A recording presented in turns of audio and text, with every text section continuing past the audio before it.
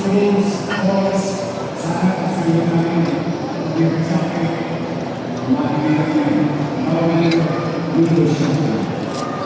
But I'm happy that Robinson was made this up as recently invested in the city of New York. There are only no offices for commercial properties. Robinsons continue to provide businesses and job opportunity for people in the city. And would like to look forward ngayon sa mga pamilya, mga pamilya at mga kapatid sa pamilya. We're happy to report to you in less than 3 months. No, sorry. Little over 3 months. 6,000 plus new businesses were registered in the city of Manila. New businesses, new opportunities, new jobs in the people of the community. And that is our direction. To continue to invest. Your city government is quite proud of that financial ability. We continue to invest and spend efficiently with regard to anything. Minimum basic needs, housing, education, healthcare, and jobs. Jobs creation, job creation. We will continue to focus on how to help and invite again. See,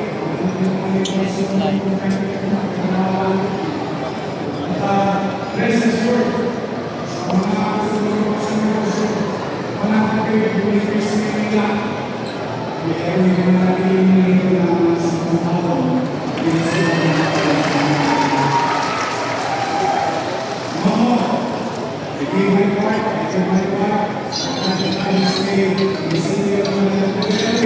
In the next 10 years of our life, so that there will be a continuity of progress with consistent approach of living while this group community is sold to a lot of history, a lot of story, releasing the video is lesson. Otherwise, I'm okay, we're old, but we can make it pleasant and peaceful. Maliwas at harapan na kamunuhay sa nasot ng Manila. Kaya Diyos na, where we are, going to simple hope, lights, what we want to non-stop. We're going to celebrate the season, and I hope that we continue alam na patuloy ng lahat sa ating puso at isipan na may pagkakasal ang ating bansa, ang ating syudad, at ating buhay. Sana sa mga panahon nito, imakapin natin ang ating mga dalawin sa ating mga Diyos. Ang mga pagkakasal at ating pagkakasal ay isang kamamayan at bigkas ng mga meron sa Manila. At sino mga tumatao sa Manila. Sa mga kabayan namin ng mga ito, mga kakero, kahit wala tayong jacket, ipanaran ako sa inyo, sa bawat pamilya ng Manila, maraming kanyang pasto ng lungsod ng Manila.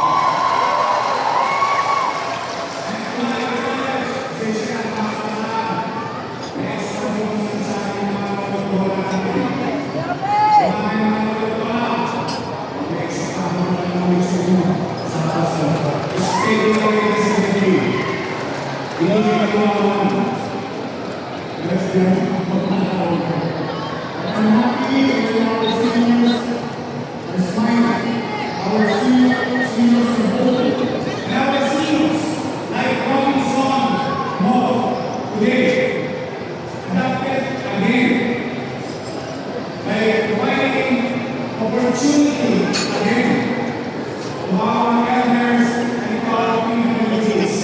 Recently, we just signed an additional new contract, revival of the party we have done in 2019 and 2022 with one big corporation in the country.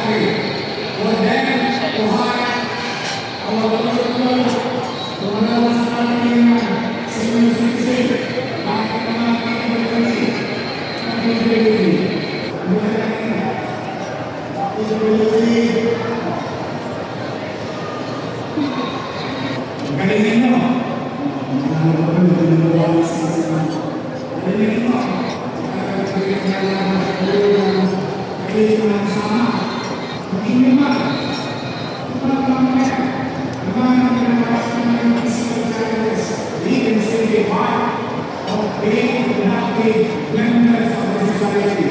And also our efforts. May kasama. Kapili ka. Kung magkasama ng pamahalaan na nakakagenda, pwede kami puso. Because I know in your heart, nobody wants to stay home at 16, at 65.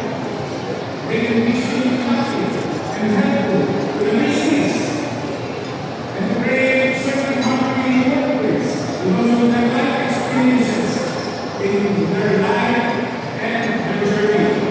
These are the things that brings good atmosphere in the workplace, like one company said to me, iba, pag-obra, at slogan, trabaho, slogan, so sa mga wala, hindi ang bakasyon. Gusto ko, yung susunod na natin, ang pagkakas natin, mag-ahal natin, ang mga lolo natin, ang mga kapatid, so, now, we are inspiring businesses who are located here. Thank you, and you continue investing in Manila. And I guarantee you, no harm, no abuse will come to you. As long as I'm here, we will never complain with you. But us, this certainty of rules, the source of the government will be the source of rules. Kaya, mga kayo, hindi na natin bumuhayin. Itong kanina, malaki, Manila. Manila na kung nasisigari, sa seheng, napakaganda. Dati, kung kanina na malaki, ang biyang sa namin already, nagkakaroon yung kayo sa kanila ng mundo, October 21, last day of October Fest, hindi, dati, ang sana sa pinag-medyo sa Siyempre, the activities of the city government will become a partnership with private sectors. Great activities events in the community. So we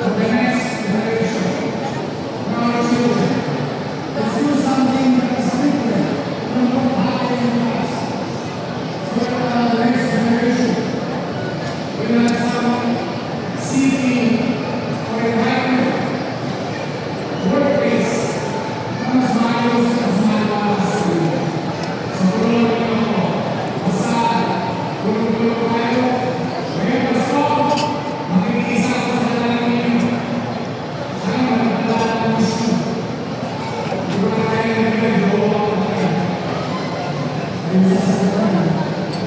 But, again, kidding aside, ang serious na, I hope we want something in the world today. Sana magpapalito nila ang peace or kapayapaan. Sana kayo lang na we're just gonna get along. We're gonna make this. We're gonna be peace on earth. And I hope and pray tayo ay lumiligtas sa lahat ng darating na mga pagsulong sa buhay natin, lalo na sa lokasyon na natin ang sumasakit sa Manila ang nangyayari ng Pilipino. Let's pray and prepare. Do what is necessary to prepare ourselves. But mind you, your city government is ready. We are prepared. And the next question is, are we prepared enough? That I cannot answer. Because I cannot quantify the effect of possible takeover in that moment. So I need your prayers. Rest assured that your city is going to do its part. We're going to prepare. And I hope there will be a Merry Christmas to each and every one of you. To each and every one of us. In the city of Manila and in the country. And I wish God, all of us, God will protect and guide us. Magandang gabi.